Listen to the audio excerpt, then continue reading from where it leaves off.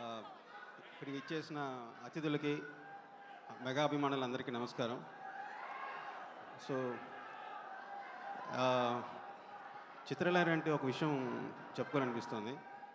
Release అయిన 4th day ఒక bouquet వచ్చింది. ఆ బొకే మీద హ్యాండ్ రైటింగ్తో రాసింది, దాని మీద ఒక కార్డులో, dear sir, I truly enjoyed your work, congrats అని కింద పేరు రాసింది. ఎవరు పంపించారని చూస్తే పవన్ కళ్యాణ్ గారు.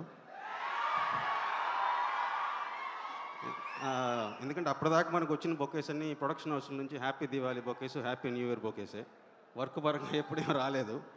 So first bouquet, first wish Pawan Kalyan garu, మీ వర్క్ ఎంజాయ్ చేసి పంపించడం అనేది it's one of my best moments.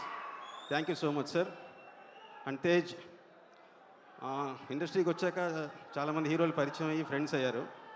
కానీ హీరో కాకముందు నాకు ఫ్రెండ్ అయిన ఒకే ఒక వ్యక్తి తేజ్. సో ఈ 10 years ఆఫ్ జర్నీలో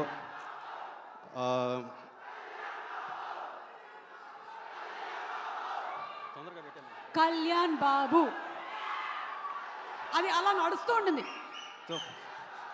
మనకి సినిమాలో రీ రికార్డింగ్ లాగా సార్, సినిమాలో రీ రికార్డింగ్ లాగా background score. Thank you so much Kalyan sir. నా ఫస్ట్ విష్ అనేది ఎప్పటికీ మర్చిపోలేను. It's best moment in my life. So 10 years of Tej. So ఎంతో హార్డ్ వర్క్, ఎన్నో స్ట్రగుల్స్ అన్నీ దాటుకొని ఈ స్థాయికి రావడం అనేది చాలా చాలా happy. So happy for you darling. ఇలాగే గొప్ప గొప్ప విజయాలన్నీ అందుకుంటూ ముందుకెళ్ళాలని మనస్ఫూర్తిగా కోరుకుంటున్నాను. Thank you all.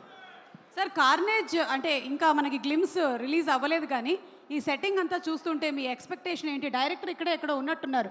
రోహిత్ గారు ఎక్కడ? డెబ్యూ చేస్తున్నటువంటి డైరెక్టర్ గారు. ఓకే, సో మీ ఎక్స్పెక్టేషన్ ఏంటి ఈ సినిమా మీద? నాకు దానికి సంబంధించిన అన్ని తేజ్ నాతో షేర్ చేస్తున్నారండి. తేజ్ దానికి సంబంధించిన కథ కానీ, ఐడియాస్ కానీ, వాళ్ళు అనుకున్నదాన్ని అన్ని షేర్ చేశారు. నెక్స్ట్ లెవెల్లో ఉంటుందంతా.